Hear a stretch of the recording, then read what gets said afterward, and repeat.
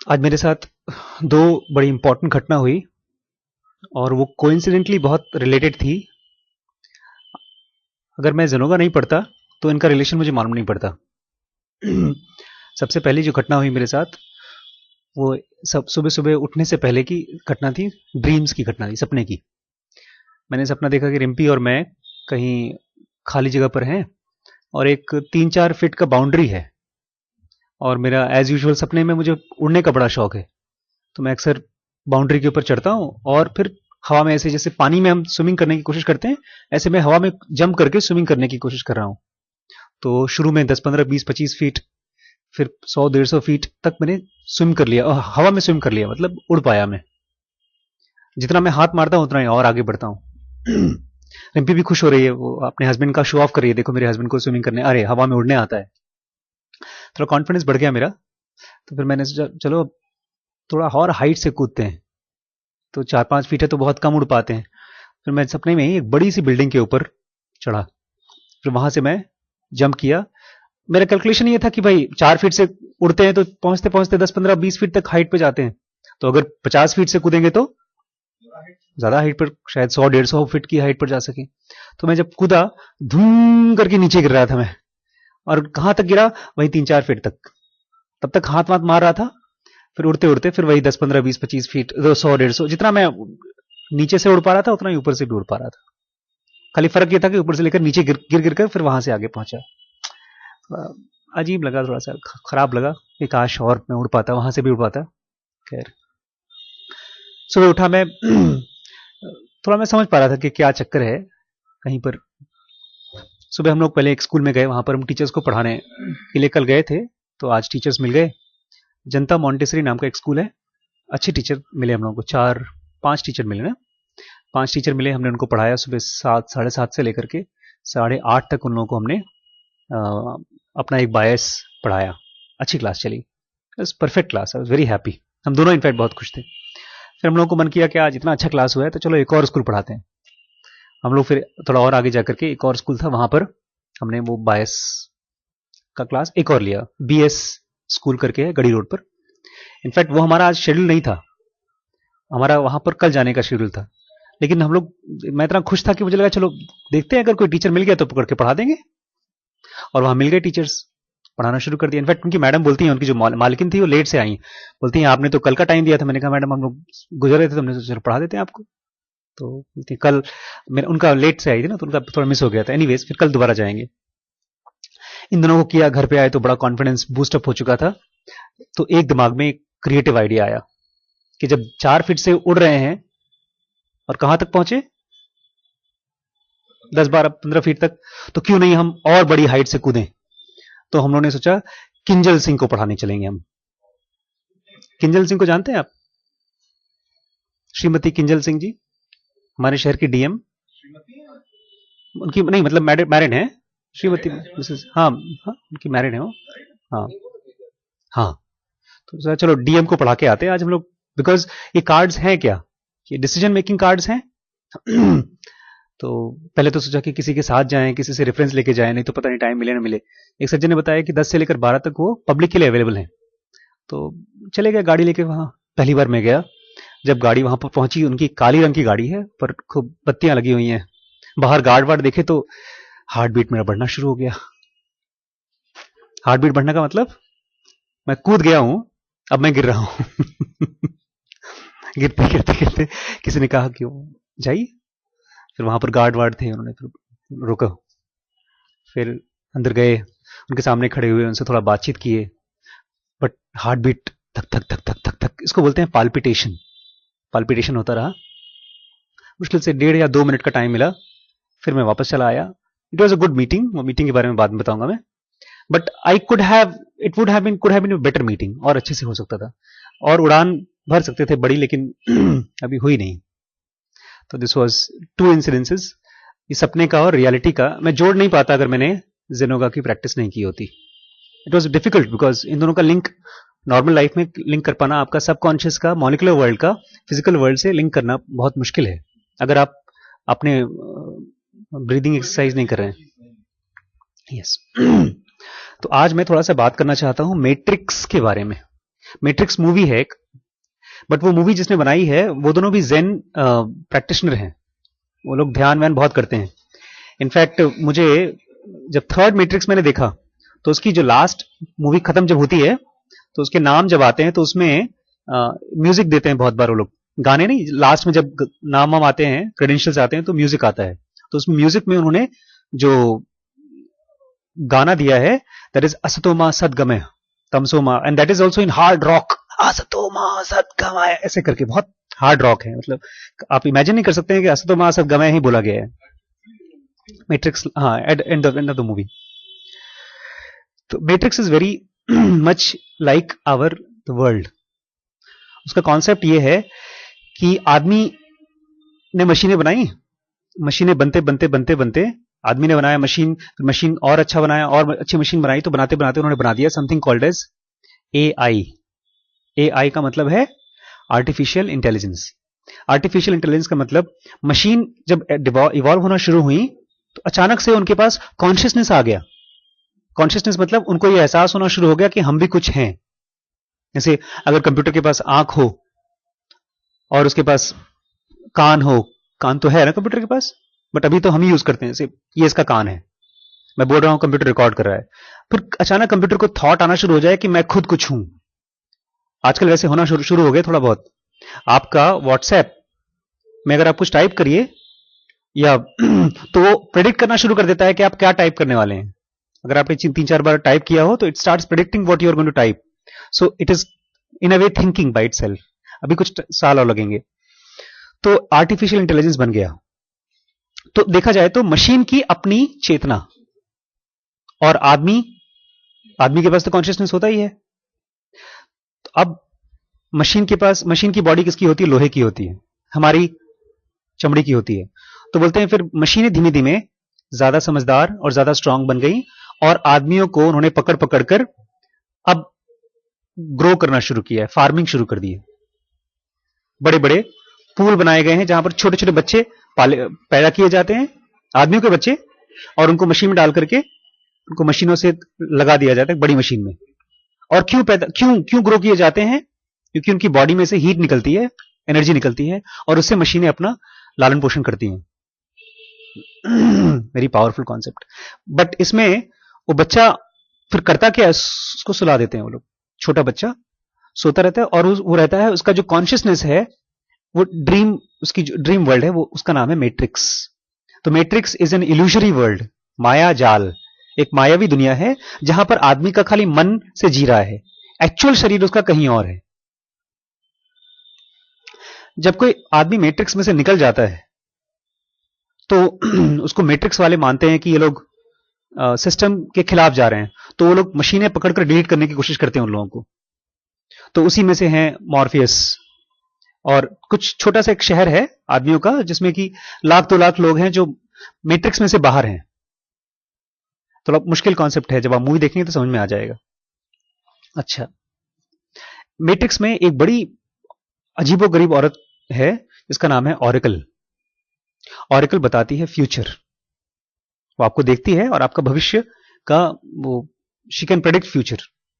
तो उसने मॉर्फियस को बताया है कि कुछ सालों बाद एक ऐसा आदमी पैदा होगा मैट्रिक्स में जो मैट्रिक्स को अपने हिसाब से बदल सकता है।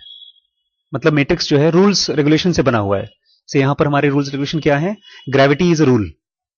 इस दुनिया का रूल क्या है? ग्रेविटी, या टेम्परेचर, कोई भी चीज गर्मी, इतनी गर्मी पर पिघलेगी, इतनी गर्मी पर नहीं पिघलेगी, या हवा, ये सब चीजें रूल्स हैं इस दुनिया के। तो ऐसे ही मैट्रिक्स में भी रूल्स और रेगुलेशन बनाए गए हैं। बट वो है क्या? वो तो झूठ मूठ की दुनिया है, एक तरह का सॉफ्टवेयर है वो। तो जो आदमी पैदा होगा, he will be able to change the Matrix according to himself. तो जब मॉर्फियस को नियो मिलता है, नियो उस फिल्म का हीरो है, वही द वन होने वाला है। द वन मतलब वो अकेला, वो आदमी जो मैट्रिक्स को अपने हिसाब से बदल सकता है। तो कहीं ना कहीं उन्होंने बताने की कोशिश की है वो अवतार होगा, वो ऐसा आदमी होगा जो दुनिया में कुछ भी कर सकता है। जैसे भगवान दुनिया के रूल्स बदल सकते हैं, नहीं, कृष्ण जैसे लोग तो लेकिन जब वो, इसमें एक बड़ा अच्छा चीज ये है कि नियो आम आदमी है, उसको अपने ऊपर भरोसा नहीं है कि मैं ऐसा कुछ कर सकता हूं, उसके ऊपर किसी और को भरोसा है। किसको? मॉर्फियस को। और मॉर्फियस को क्यों भरोसा है? क्योंकि मॉर्फियस को एक भविष्यवक्ता ने बताया है। तो जब वो मॉर्फियस नियो को ले जा रहा था उसके पास, ऑरिकल के पास, तो बोलता है ऑरिकल क्या हमेशा सही बोलती है? नहीं, जैसे हम लोग अपना हाथ दिखाने किसी को जाएं तो हम लोग जानना चाहते हैं ना कि इसकी सारी भविष्यवाणियां सही हुई हैं। तो मॉर्फियस बोलता है she will say that she knows enough. वो कहेगी कि उसको काफी कुछ नहीं। बोलता है डज शी नो एवरीथिंग, क्या उसको पूरे ब्रह्मांड के बारे में सब कुछ मालूम है? बोलता है वो बोलेगी उसको सब कुछ पता है। शी नोज इनफ, उसको पर्याप्त पता है। बोलता है फिर and she is always right, और क्या वो हमेशा सही होती है?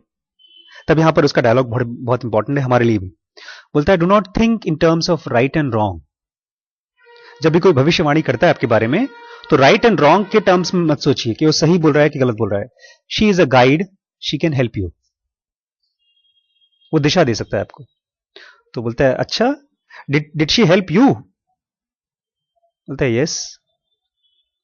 तो हाउ? बोलता है she told me I will find you. उसने कहा था मैं तुम्हें पा जाऊंगा। खैर, अंदर जाता है वो। वहां पर एक बड़ा इंपॉर्टेंट सीन है। एक छोटा बच्चा चम्मच लेकर चम्मच मोड़ रहा होता है। तो उसने चम्मच कैसे मुड़ रही है? तो नियो उसको देखता है तो बच्चा बोलता है do not try and bend the spoon, that's impossible. Instead only try to realise the truth. Truth? What truth? बोलता है that there is no spoon. चम्मच है ही नहीं। बोलता है no spoon? Then you will see that it is not the spoon that bends, it is only your self. तब तुम देखोगे ये स्पून नहीं बेंड करता, ये तुम्हारा अपना सेल्फ है। क्योंकि एक्चुअली वो है क्या? वो तो मैट्रिक्स है ना। मैट्रिक्स में तो सब कुछ आपके मन के अंदर की चीजें चल रही हैं। अगर आप मुझसे पूछें सर आपने सपने में तो अपने मन के अंदर ही घूमे थे, आपको सपने में अगर आपके पिताजी भी दिखाई दिए तो पापा तो नहीं थे, वो तो आपका मन था। तो आप तो उसमें बदल सकते हैं अपने हिसाब से। तो मैट्रिक्स में जो भी चीज दिखाई दे रही है वो आपका अपना माइंड ही है। तो एनीवेज उसको थोड़ा कंफ्यूज हो गया वो, और फिर अंदर गया। वो इंपॉर्टेंट मैं वो सीन मैं आपको बार बार बताऊंगा, आप बार बार उसको याद करिएगा और बार बार उसको स्टडी करने की कोशिश करिएगा। बिकॉज ये वो चीज है जो अगर हमको समझ में आ गया ये पर्टिकुलर चीज, तो हमारी चेंजेस बहुत फास्ट होती हैं। अंदर गया और जैसे ही अंदर घुसा तो वो जो ऑरिकल थी वो बिस्किट्स बना रही थी फिर उसमें ओवन में। तो बोलती है कम कम इन माई चाइल्ड, उसको देखती नहीं है, कम इन माई चाइल्ड और डोंट वरी अबाउट दैट वेस। एक फ्लावर वास था, शीशे का बना हुआ था। तो पीछे मुड़ता है और देखता है व्हाट वेस। उसके हाथ से एक वेस को चोट लगती है और नीचे धड़ाम से गिर जाती है वेस। बोलती don't worry about it, my kids will fix it. क्यों क्यों खुश हो गया वो? क्योंकि उसने फ्यूचर प्रेडिक्ट कर दिया। एक सेकंड बाद का फ्यूचर बता दिया। डोंट वरी अबाउट दैट वेस, वेस टूटने वाला है। बोलता है हाउ डिड यू नो? बोलती है what is going to break your doodles later is whether you had broken it if I had not said it. मतलब बाद में तुम इस बात से कंफ्यूज होगे कि क्या तुमने उसको तोड़ा होता अगर मैंने बोला नहीं होता। तो मैंने तुम्हें बोला डोंट वरी अबाउट दैट वेस, तो तुम मुड़े और मुड़े तो तुम्हारे हाथ से चोट लगी। तो क्या मैंने फ्यूचर बताया या फ्यूचर बनाया? बोलते ठीक है चिंता मत करो, अंदर आओ अंदर आओ। अंदर आया फिर बोलता है सो तुम्हें क्या लगता है तुम हो दवन? बिकॉज दवन बड़ी जिम्मेदारी की चीज है। ऐसा ही है कि कोई आपसे कह दे आप ही हैं इस दुनिया के भगवान, फिर सोचिए कितना बड़ा बोझ आ जाए। तो बोलता है आई डोंट नो। जैसे हमारे माँ बाप बोले तुम ही डॉक्टर बनोगे, तुम ही डीएम बनोगे, हम लोग बोलेंगे हमको क्या पता भाई। बोलता है आई डोंट नो। बोलती है let me tell you a secret, being the one is like being in love. Nobody can tell you but you know it from your balls to bones. तुम्हें कोई और नहीं बता सकता, कोई भविष्यवक्ता नहीं बता सकता आपको, बट तुम्हें अंदर मालूम पड़ेगा। जैसे किसी को प्यार हो जाता है तो उसको मालूम पड़ जाता है प्यार हो गया मुझे, ऐसे तुम्हें जब दवन होगे तो तुम्हें मालूम पड़ जाएगा। तो तुम्हें क्या लगता है तुम हो? बोलता है मुझे नहीं लगता, क्योंकि उसके अंदर कोई स्पेशल क्वालिटी है ही नहीं भाई। वो चम्मच नहीं मोड़ पाता बाहर। उसको बेचारे एजेंट लोग आते हैं शुरू शुरू में उसको पकड़कर हाथ पकड़ के ले जाते हैं और एजेंटों ने पता नहीं क्या उसके साथ कर दिया था, मुंह ही सील हो गया था उसका एक सीन में, बोल नहीं पा रहा था वो। फिर बोलता है तो बुढ़िया बोलती है, मतलब वो बूढ़ी सी है ऑरिकल, व्हाट्स फनी? बोलता है Morpheus, he almost got me convinced. Morpheus ने तो मुझे ऑलमोस्ट कन्विंस कर दिया था कि मैं ही दवन हूं। वो इतना बोल रहा था तुम ही हो, तुम ही हो, तुम ही हो। बोलती है अब उसने जो ट्रिक अभी 2 मिनट पहले खेली थी ना, कौन सी ट्रिक? वास वाली, फ्लावर वास। अब वो लॉन्ग प्लान में घुस गई, वैसा ही एक ट्रिक खेलना शुरू कर दिया।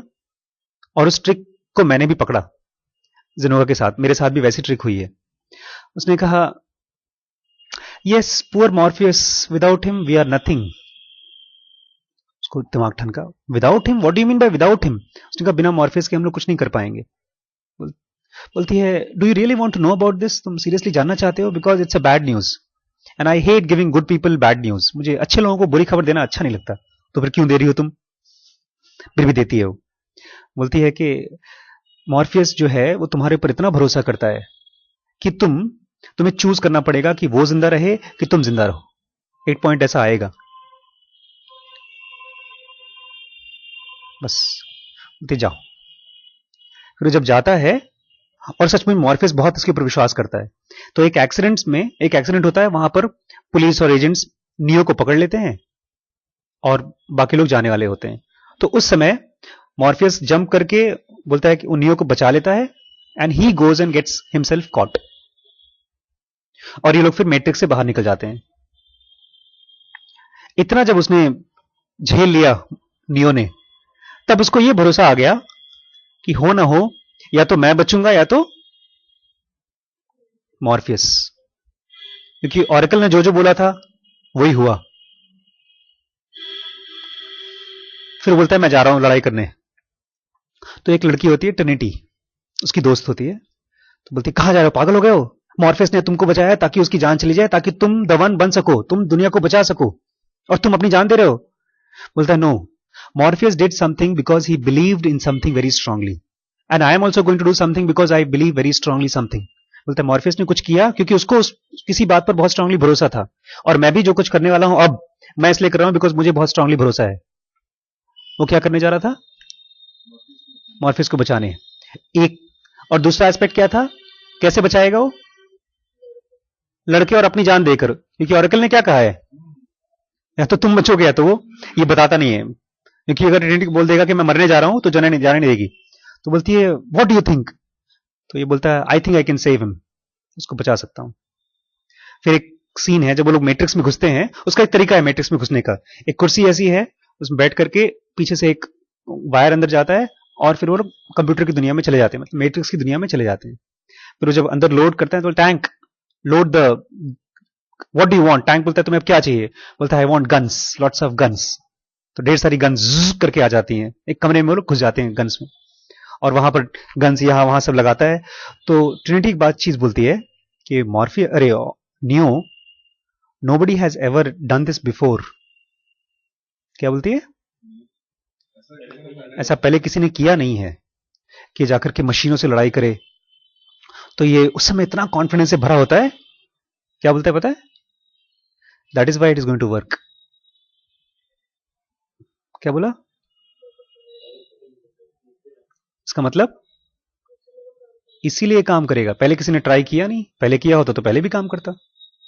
फिर लोग जाते हैं अंदर और बहुत अच्छी फाइट होती है and he is able to save Morpheus. इसमें इस पूरी कहानी को जब मैं बता रहा हूं आपको, मैं कुछ खास चीज आपको बताना चाहता हूं कि आपकी फ्यूचर किसी बिलीफ पर टिकी हुई है, बहुत स्ट्रांग बिलीफ पर।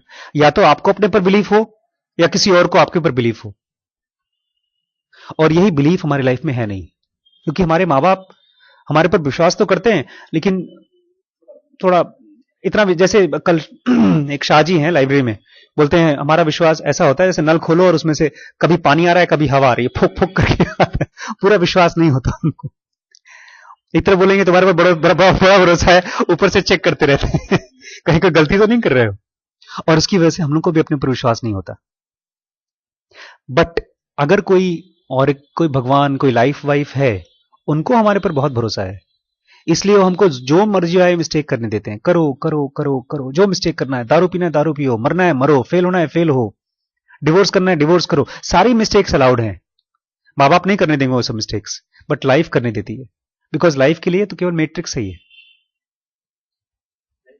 लाइफ तो केवल उसके लिए तो गेम है, जैसे आपका मैट्रिक्स ये गेम है, कंप्यूटर में चालू किया ये तो कुछ। वैसा ही है जैसे एक छोटा सा बच्चा जो है आपके घर में कितनी भी उछल कूद करे, आप उसको कितना रोकोगे? यस, हम लोग भी ऐसे ही हैं। हम बट लोग भी ऐसी गलती नहीं कर सकते। कल मुझे थोड़ा शॉकिंग लगा, बिकॉज जब तक आप फिल्म देखते हैं और बातचीत करते हैं तब तक दिक्कत नहीं होती, लेकिन अब जब रियलिटी के पास जाते हैं, जब किंजल सिंह के पास जाते हैं आप, तब आपको माया जाल नहीं लगता है, तब तो लगता है ओरिजिनल है, तब हार्ट बीट बढ़ जाती है।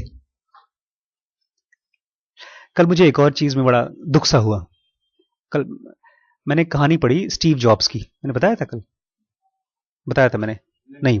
स्टीव जॉब्स के बारे में जानते हैं? स्टीव जॉब्स कौन है? स्टीव जॉब्स एप्पल के फाउंडर हैं। कहा जाता है इस सदी के सबसे इनोवेटर एंटरप्रेनर, सबसे अच्छी कंपनी बनाने वाले स्टीव जॉब्स हैं। उनके ऊपर जो जिसने बायोग्राफी लिखी है उनकी, उसी आदमी ने आइंस्टीन की बायोग्राफी लिखी है, तो बहुत अच्छे आदमी माने जाते हैं। वो जब एप्पल बना रहे थे तो बीच में एक टाइम ऐसा आ गया था कि उन्हीं की अपनी कंपनी में से उनको निकाल दिया गया था। उन्होंने कंपनी बनाई, फिर किसी और को एमडी रखा, फिर पूरा बोर्ड ऑफ डायरेक्टर्स एक तरफ हो गया, उनको निकाल दिया गया। तो गए थे एक जेन मॉन्क के पास, उस एक जेन साधु के पास रेगुलर जाया करते थे, गोकून या ऐसा कुछ नाम है उसका, और वहां जाकर के मेडिटेशन वगैरह किया करते थे। तो गुरु थे उनके, तो मैं पढ़ रहा था, बुक है मेरे पास कार्टून के फॉर्म में, मुझे लगा अब कुछ और अच्छी न्यूज आएगी और अच्छी न्यूज आएगी। तो फिर उसने एप्पल बनाया, फिर कंप्यूटर बनाया, मैकबुक बनाया। उसका मास्टर कभी कभी आता था उसे मिलने के लिए, बोलता है तुम आजकल बहुत बिजी हो गए हो, आते नहीं हो तुम आश्रम में, ये तो रियल कहानी है। तो बोलता है बहुत बिजी हो गया हूं, बाद में मिलता हूं। फिर बताते हैं कि स्विट्जरलैंड में कहीं पर उसके मास्टर एक आश्रम बना रहे थे और अपने बच्चे के साथ घूमने गए थे। एक सेकंड, हेलो। तो वो मास्टर थोड़े बहुत लाइव मास्टर थे, नॉर्मल मास्टर जैसे नहीं होते हैं, वो ब्रह्मचारी नहीं थे। उन्होंने एक शादी की थी, उनसे 2 बच्चे पैदा हुए थे, फिर दोबारा शादी की थी, वो डिवोर्स हो गया था, उनसे 3 बच्चे हुए थे उनको। तो उनकी एक बच्ची 5 साल की थी या 6 साल की, वो एक नदी के किनारे ये लोग खेल कूद रहे थे। ये लास्ट पेज है बुक का। और फिर बच्ची पापा के साथ पास आती है और उस समय वो बैठ के कोई मेडिटेशन कर रहे थे आंख बंद करके, तो अपनी बच्ची को बोलते हैं take care of yourself, be safe, आराम से खेलना कूदना, और आंख बंद करके। तब तक से उसको जोर से आवाज आई डैडी। फिर ये गए तो उसकी बच्ची जो है नदी में गिर गई थी, और ये भी उसको फिर कूदे बचाने के लिए, और बच्ची को बचाते बचाते ये दोनों मर गए, बच्चे भी मर गए और ये भी मर गए। जब मैंने पढ़ा तो मुझे कोई खुशी नहीं हुई, मुझे दुख हुआ, because this was the last and of the book. हम किसी भी कहानी को ऐसे एंड नहीं करना चाहते, बट लाइफ को इससे मतलब नहीं है, बिकॉज उसके लिए आपकी डेथ, आपका फेलियर कोई मायने नहीं रखता। बिकॉज आपका डेथ या आपकी फेलियर है क्या? आपका फेलियर लाइफ के लिए आपके ब्रेन सेल्स में कुछ केमिकल्स का अप्स एंड डाउन्स है। आप जब कोई अच्छी दृश्य देखते हैं तो है क्या लाइफ के लिए? ब्रेन में कुछ केमिकल्स हैं। और जब आप फेल होते हैं तब लाइफ के लिए क्या है? आपके लिए तो बहुत खतरनाक है। अगर आपके लिए अचानक से 10,000 रुपए की सैलरी 50,000 रुपए की हो जाएगी तो आपकी हार्ट बीट बढ़ जाएगी, आप खुशी के मारे आपका कंट्रोल नहीं कर पाएंगे अपनी खुशी को।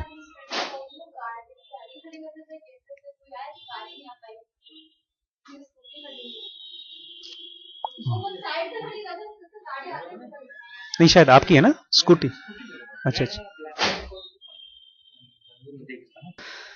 सो लाइफ के लिए आपकी फेलियर, आपकी सक्सेस बिल्कुल मायने रखती है।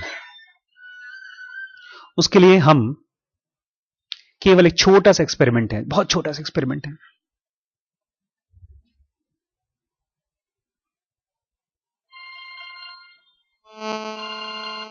हेलो। ऐसी एक कहानी बहुत पुरानी है। ये कहानी जब मैंने आपको बताई, दोगान या गुदान उसका नाम है मास्टर का, ये कहानी में मुझे ज्यादा दुख हुआ। एक बहुत पुरानी कहानी मैंने पढ़ी थी, उसमें मुझे बहुत दुख नहीं हुआ था, बिकॉज वो बहुत पुरानी कहानी थी। और उस कहानी में एक औरत अपने बच्चे को पानी में डुबाती है। सुनिए कहानी। कौन? महाभारत में इसी तरह की एक और कहानी है। महाभारत में गंगा गंगा पुत्र कौन थे? भीष्म। और उनके 4 या 5 भाई थे। उनसे पहले पैदा हुए थे, और वो अपने सारे बच्चों को पैदा होते ही गंगा जी में फेंक देती थी, मार डालती थी। और जो उनके हस्बैंड थे, उनका नाम मुझे याद नहीं है, जो इनके भीष्म के पिता, वो उसने कसम खा रखी थी कि मैं तुमसे शादी तभी करूंगी जब तुम मुझे बिल्कुल क्वेश्चन रोकोगे नहीं मैं अपने बच्चों के साथ क्या कर रही हूं। देन लास्ट में जब ये भीष्म पैदा हुए तो उसको भी फेंकने जा रही थी, तो वो उनसे रुका नहीं गया, उनके हस्बैंड ने फिर रोक लिया। उसने कहा अगर तुम मेरे बच्चे को मारोगी तो फिर मैं, तो बोलती है तुमने मुझे रोक लिया, अब मैं जा रही हूं। तो गंगा जो है वो चली जाती है। फिर लेटर ऑन शी सेज कि ये जो मेरे बच्चे थे ना, असल में किसी और दुनिया से आए थे, बहुत बड़े महात्मा थे, इनको कोई छोटा मोटा श्राप था, तो वो लोग धरती में आए थे अपने उन श्राप को का इफेक्ट खत्म करने के लिए, मुक्ति के लिए। तुम थोड़ा सा काम था, खत्म हो गया, ये भी बच्चे को मिल जाता, बट ठीक है तुमने रोक दिया तो मैं जा रही हूं। हमारी कहानी में मुक्ति इस तरह की पुरानी कहानी है, उसमें बहुत गहराई के साथ समझाया गया है, तो हमको लगता है ठीक है वो बच्चे मरे होंगे, कहीं भगवान की दुनिया में चले गए होंगे। लेकिन ये बेचारा, ये तो 5 साल की बच्ची मर गई, तो हमको लग रहा है कि हाय राम ये कहां गई। तो लाइफ के लिए हमारा फेलियर कोई मायने रखता नहीं है। जब हमारे लिए भी हमारे फेलियर्स कोई मायने नहीं रखेंगे, तब हमारे फेलियर्स सक्सेस बनेंगे। मतलब आज मेरे लिए आप एक स्कूल दे दीजिए और 2 बच्चा या 1 बच्चा दे दीजिए, या 10 टीचर दे दीजिए, या 20 टीचर दे दीजिए, मुझे कोई दिक्कत नहीं। मैं बैठता हूं, उनसे बात करता हूं, मेरी हार्ट बीट नहीं बढ़ती है। मुझे इससे फर्क नहीं पड़ता है कि वो क्लास अच्छी गई कि खराब गई। लेकिन वहीं पर अगर आप मुझे आमिर खान या नरेंद्र मोदी लाकर खड़ा कर दीजिए तो मेरी हार्ट बीट बढ़ जाएगी, मैं कॉन्शियस हो जाऊंगा। इसका मतलब यह है अभी भी वो मेरे लिए बहुत बड़ी चीज है। तो लाइफ, कल हमने डिस्कस किया था ना, लाइफ क्या है? भोग भूमि नहीं है। जब मोदी जी यहां पर आएंगे तो आप उनको निहार नहीं सकते बैठकर। योग भूमि है, ज्ञान भूमि है। आपको यह जानना पड़ेगा कि इस आदमी के साथ मुझे कैसे डील करना है, और वो क्या है। That is your regulation of your heart beat. Heart beat मतलब इमोशन। हमारी हालत ऐसी है, जरा सा कहीं किसी ने डिस्टर्ब कर दिया तो हम दिन भर के लिए डिस्टर्ब हो गए। हमारा अगर 100 रुपए का नोट कहीं रखा हो और वो गायब हो जाए तो हमारे दिमाग में सब कैलकुलेशन आ जाएगी, काम वाले ने चोरी किया होगा, भाई ने चोरी किया होगा, मैंने तो कल अचानक फिर मालूम पड़ा टेबल के नीचे मैंने रखा था रात को। बट हमारा दिमाग सब कैलकुलेशन करना शुरू कर देता है। दिस मीन्स अभी भी हम डील करना जानते नहीं हैं लाइफ की सिचुएशंस को। तो इसका छोटा सा मैं आपको IESM के बारे में एक्सप्लेन करता हूं। पहले मेरे पापा ने इसके बारे में समझाया था और मैंने गीता में पढ़ा था, तो मुझे बहुत रिलेट नहीं कर पाया था। मैं गीता में IESM को में से IES का खाली नाम बताते हैं वो लोग, एम नहीं बताते।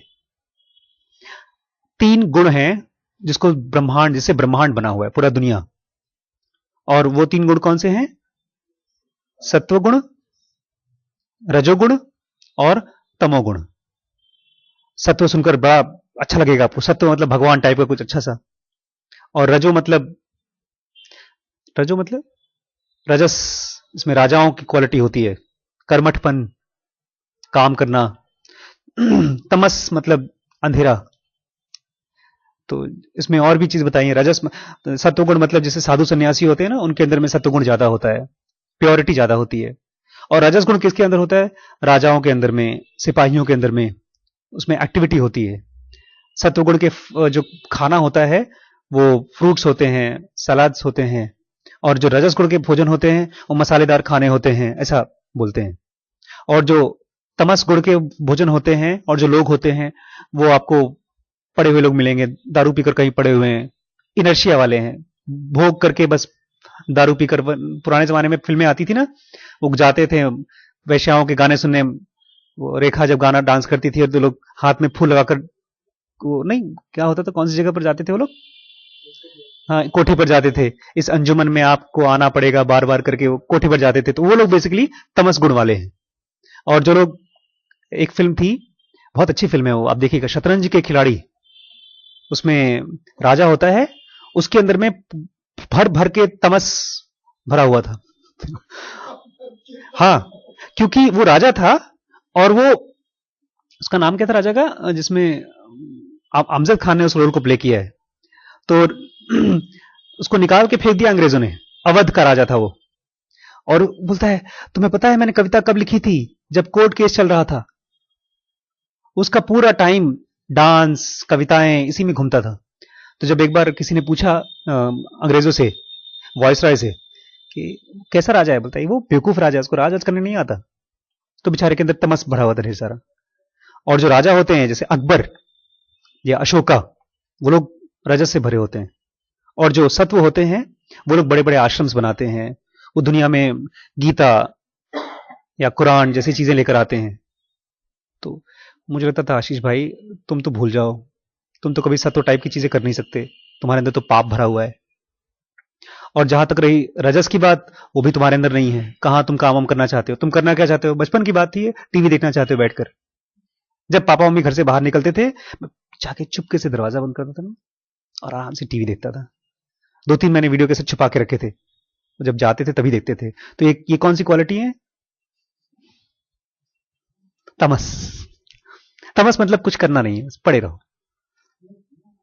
मेरी थोड़ी सी यहाँ पे अभी मैं बताना चाहता हूं, ठीक है? आप बताओ। अब ये चीज मैंने फिर बहुत दिमाग नहीं खराब किया कि गीता फीता जो बोल रहे हैं कृष्ण लोग मेरे लायक नहीं है, पापा लोगों के लिए।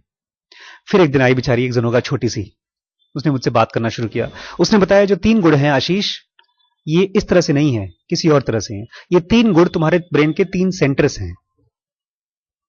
पहला गुण है आई सेंटर, दैट इज सत्व गुण। सेकंड गुण है तुम्हारे ब्रेन का सेंटर, इसको बोलते हैं ई सेंटर। और थर्ड गुण है एस सेंटर। और इन तीनों का मिक्सचर बहुत जरूरी है तुम्हारे बॉडी को सस्टेन करने के लिए। जैसे सबसे ऊपर का हिस्सा आंख है, नाक है, ऑलमोस्ट कितने सेंसेस हैं? 1 2 3 4, और 4 सेंसेस ऊपर ही है। और बाकी एक 5वां सेंस है स्किन का, वो पूरे बॉडी में फैला हुआ है। 5वां इसमें भी है। तो फर्स्ट गुण अकॉर्डिंग टू जनोगा दैट इज आई सेंटर। आप ये भूल जाइए कि दुनिया में है, ब्रह्मांड भूल जाइए, वो हमारे बॉडी में ही है और उसका नाम है I centre, that is centre of intelligence. एक ऐसा सेंटर जो चीजों को समझता है। हमारी आंख चीजों को देखती है और उनको समझने की कोशिश करती है, कान चीजों को सुनता है, समझने की कोशिश करता है, दैट इज आई सेंटर। उसका बड़ा अच्छा डेफिनेशन दिया है इसमें जेनोगा में, बहुत अच्छे से डिफाइन किया है इन्होंने, मुझे याद है मैंने पढ़ा था। I centre means rational reflection. Rational reflection मतलब समझदारी के साथ सोचा गया चीज, कॉन्शियसली एंड कॉन्शियसली डन, जो सोच समझ के किया गया हो। Its aim is knowledge through balanced mind. हमारा जो माइंड है वो अनबैलेंस्ड है। हम सोचते तो हैं लेकिन हमेशा अनबैलेंस्ड होकर, मम्मी मुझे एप्पल का लैपटॉप चाहिए, क्यों? बस चाहिए। हम रैशनल नहीं है, इरैशनल है। बोलता है it is the centre which in Sanskrit is called इहा। इसको संस्कृत में इहा भी बोलते हैं, जिसका मतलब होता है विल टू नो, जानने की इच्छा। जब आपके मन में हर चीज जानने की इच्छा आती है तो that is I centre. Reasoning जानते हैं? रीजनिंग, रैशनैलिटी, रीजनिंग, तर्क। ये ऐसा हुआ तो ऐसा हुआ। अगर आपने आग जलाया और उस पर हाथ रखा तो हाथ जलता है, this is rational, this is reasoning. Rationality मतलब तर्क। बट बहस नहीं, तर्क। क्योंकि बहस में भी ऐसा होता है, देखो तुमने ये कहा था इसलिए तुम ये कर रहे हो, दैट इज इरैशनैलिटी।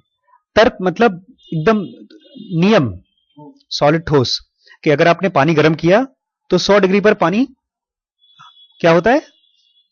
भाप बनना शुरू हो जाता है। That is rationality of the world, वो कभी बिगड़ती नहीं है। एक लास्ट में इन्होंने बोला है I centre is the hypothetical spot in the brain. Hypothetical मतलब काल्पनिक। अगर आप ब्रेन को, खोपड़ी को काटेंगे और उसको निकालेंगे तो कोई खास एक जगह नहीं मिलेगा आपको, ऑलमोस्ट पूरे ब्रेन में फैला हुआ है वो। तो hypothetical spot in the brain which consciously commands reasons and guides our thinking, जो रीजन को कमांड करता है। जब आप ऐसे बैठ के सोचते हैं, देखते हैं, अच्छा ये देखिए इसका तो, ये तो ऐसा लग रहा है सफेद है और इसका भी रंग सफेद है, तो आपका दिमाग इन दो चीजों में क्या किया? कनेक्शन बनाया।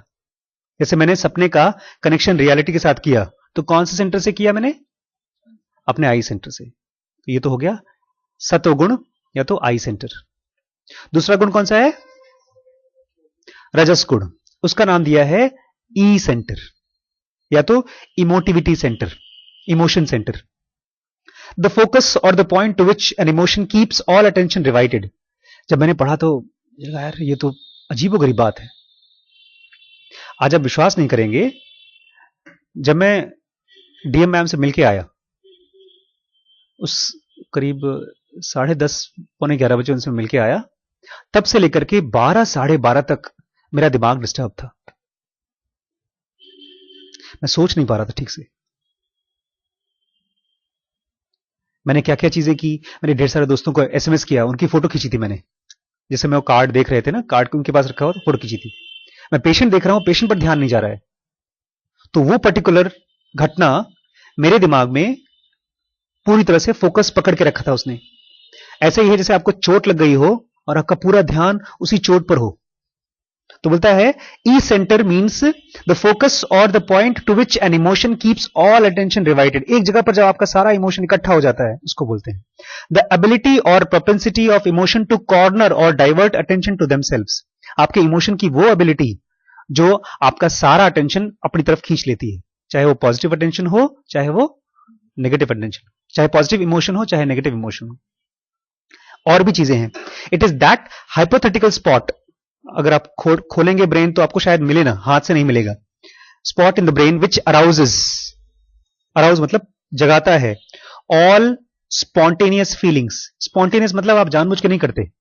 आप बैठे हैं आपके सामने एक खतरनाक आदमी आ गया, खतरनाक मतलब थोड़ा एक्रोमेगली वाला, बलशाली टाइप का, बड़ा भीकम, आप डर जाते हैं। वो आपने कॉन्शियसली नहीं किया, वो कि कैसे हुआ है? Spontaneous and even unnoticed semi conscious reaction. मैं देख रहा था, मैं व्हाट्सएप नहीं करना चाहता, लेकिन फिर भी हाथ जा रहा है, कर रहा हूं मैं, सेमी कॉन्शियस है। बहुत बार हम नहीं करना चाहते, गाना बगल में चल रहा है तो हम नहीं सुनना चाहते, हम किताब पर फोकस करना चाहते हैं, दैट इज सेमी कॉन्शियस।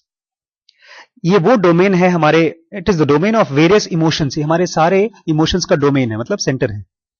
जैसे एंड पैशन, हमारे पैशन भी, सर मैं तो सिंगर बनना चाहता हूं, मैं तो फुटबॉलर बनना चाहता हूं, मैं क्रिकेटर बनना चाहता हूं। इसमें कोई रेशनैलिटी नहीं है, बिकॉज क्रिकेटर की नौकरियां है नहीं मार्केट में। गिन चुनकर 12-13 लोग हैं जो शायद क्रिकेटर बनेंगे, और कितने लोग कोशिश कर रहे हैं। इसमें कोई रैशनैलिटी नहीं है। All our attentions, sorry, attachments and aversions. Attachment मतलब हमको ऐसा ही कपड़ा पहनना है, मुझे तो यही बाइक चाहिए, ये हमारा अटैचमेंट है, या मेरे बच्चे से मेरा अटैचमेंट, या हमारे एवर्जन्स। अटैचमेंट का उल्टा होता है aversion. I hate to see his face, या तो मुझे भिंडी की सब्जी खराब लगती है, दैट इज एवर्जन। डिटैच का मतलब क्या होगा? Detach is different. अटैचमेंट में कहीं पर आप अनरिलेटेड। हाँ डॉक्टर शिवेंद्र। सो ई सेंटर हमारे सारे अटैचमेंट्स भी हैं और एवर्जन्स भी हैं। एवर्जन मतलब जिन जिन चीजों को हम पसंद नहीं करते, जैसे फेलियर हमारा एवर्जन है, loss aversion. All aversion and attachment, हर जो चीज हम चाहते हैं वो, और जो चीज नहीं चाहते वो सब इमोशंस हैं हमारे। नहीं तो हमको क्यों ऐसा है कि हम वो नहीं चाहते अभी से। All forms of diverse and even contradictory feelings, हमारे अंदर में हमको नहीं मालूम होता, लेकिन कॉन्ट्राडिक्टरी फीलिंग्स होती हैं। एक ही बंदे को हम बहुत पसंद भी करते हैं और उसको बहुत हेट भी करते हैं। मुझे एक परसों नरसों सपना आया था कि मेरी मम्मी खत्म हो गई। मैं डर गया, मैं बहुत परेशान हो गया, लेकिन जब दिन में जगता हूं तो मम्मी से मैं बहुत डरता हूं। तो I have a contradictory feeling for her, I like her and I hate her both. तो ऐसा हमारे दिमाग में कॉन्ट्राडिक्टरी फीलिंग होती है। कॉन्ट्राडिक्टरी मतलब एक ही उल्टी दूसरे के लिए, ये हमारे मन में है। फैंसीज, फैंसीज मतलब हमारे यहां सारे इमेजिनेशंस, फैशन फैंसी एक तरह की। विम्स, टेंडेंसीज, हमारी टेंडेंसीज मतलब छोटे छोटे आपके लाइकिंग्स, कपड़ा कैसा होना चाहिए, बुक्स की बहुत बार कलर हमको पसंद आ जाती है, कुछ खास, किसी खास तरह की फर्नीचर आपको अच्छी लगेगी, कोई पर्दा मुझे नहीं अच्छा लगेगा, रिम्पी को अच्छा लगेगा। These are all tendencies. Our subconscious inclination, ये हमको मालूम नहीं है, बट हमारे अनकॉन्शियस में ऐसी ढेर सारी चीजें हैं जो हमको चीजों के प्रति खींचती है। जैसे अगर जिनोगा के लिए मैं अट्रैक्ट हो रहा हूं तो मेरा सबकॉन्शियस अट्रैक्शन है, वो हमारी लास्ट लाइफ से आता है। अगर आपने इस लाइफ में बहुत जिनोगा की प्रैक्टिस की तो अगली लाइफ में आप मोस्ट प्रॉब्ली ऐसे बंदे बनेंगे कि खट से आपको जिनोगा पकड़ लेगी। ऑल डिसीजंस, ध्यान से सुनिएगा, बिकॉज डिसीजन हमारा आई सेंटर से आता है। All decisions not carefully debated, वो सारे डिसीजन जो हमने सोच समझ कर नहीं किए हैं। As to pro and contra, इसको बोलते हैं प्रो एंड कॉन। जब भी आप कोई डिसीजन लेते हैं तो आपको प्रो एंड कॉन चेक करना होता है। What is pro and con? उसके गुड्स एंड बैड्स। अगर मैं ये डिसीजन लेता हूं तो उसका फायदा क्या होगा, नुकसान क्या होगा। जब दूसरे बताते हैं वो नहीं, जब आप खुद बैठ करके सोचते हैं। जैसे मैं यूक्रेन गया था मैं एमडी करने के लिए, जैसे मैं वहां पहुंचा मैं तो डर गया, बिकॉज वहां पर लड़के लड़कियों का कोई भेद ही नहीं है। लड़के और लड़की आपस में हस्बैंड वाइफ की तरह रहते हैं। मैंने कहा आशीष भाई तुम यहां नहीं रह पाओगे, क्योंकि मैं जानता था मेरा नेचर बहुत बेकार है, गर्लफ्रेंड बनाना मैं स्वभाव में था, और मैं तब तक मैं शादी कर चुका था।